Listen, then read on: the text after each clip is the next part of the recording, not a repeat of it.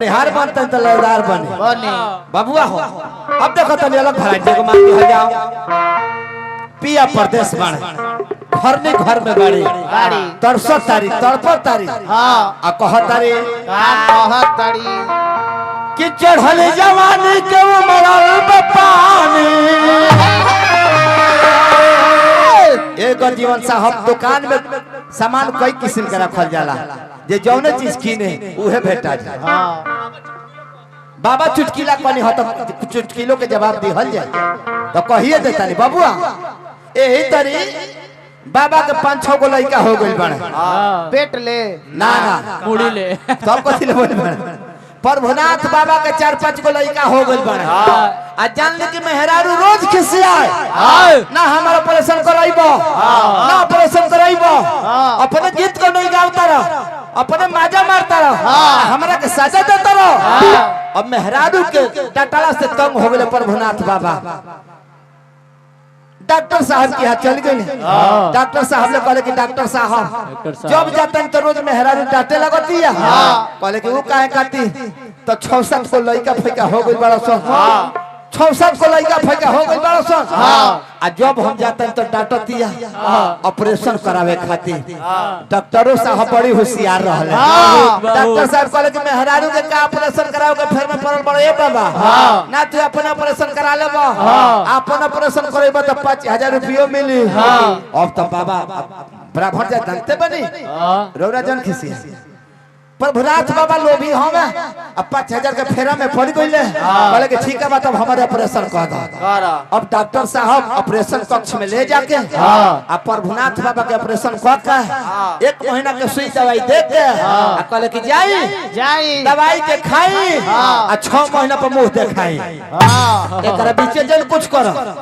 अब 6 महीना के दे दी हल्ला कहले कि 6 महीना के बाद आके तब हमरा से दिखाई। अब तो बाबा 6 महीना कभी 5 महीना बीतल कहले मौगी खिसियाई फिर खिसियातिया मरद हो तो है ना हो अगर आज तक ना बुझाई का जाने कौन डॉक्टर के यहाँ गइल ऑपरेशन करावे ऑपरेशन करा दी हलो अब फिर हमारा लड़का हो के रह गई। अब तो बाबा खिसिया के डॉक्टर साहब को यहाँ पहुंचल बाड़े जाके कहले कि डॉक्टर साहब कहले कि आई कुर्सी पर बैठे अपन सर समाचार कहे अभी खिसियाई बाड़े कि कैसे तो डॉक्टर बाड़ो डॉक्टर कहले कि अरे हमारे में कमी बा भाई तो कहले कि डॉक्टर साहब ई बताओ तो कैसे ऑपरेशन कइला हो।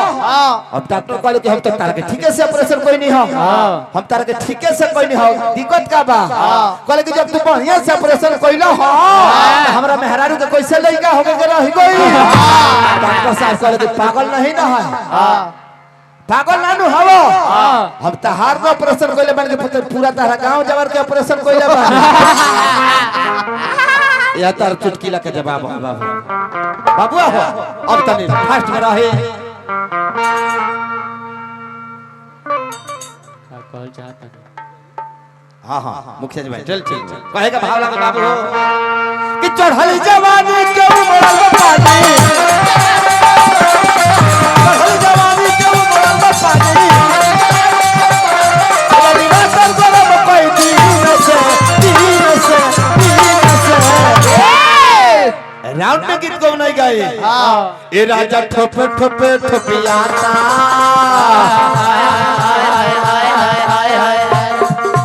ए राजा ठोपे ठोपे ठोपियाता मोबिल को पहले के भाई मसूदा ए राजा ठोपे ठोपे ठोपियाता मोबिल को पहले के भाई मसूदा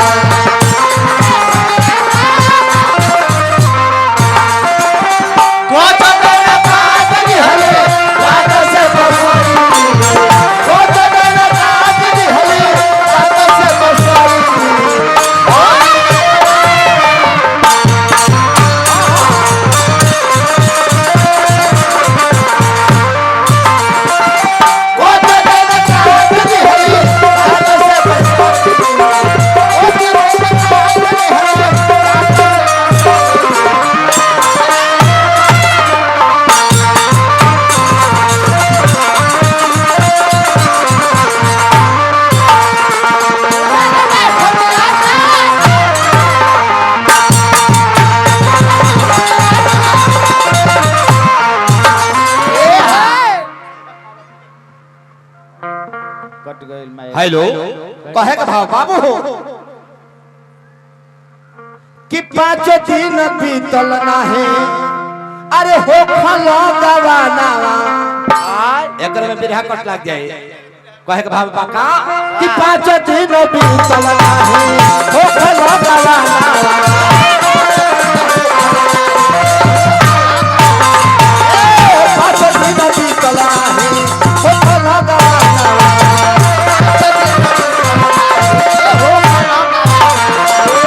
ये बाबू भइलो दूर देश कवना कलो देश कवना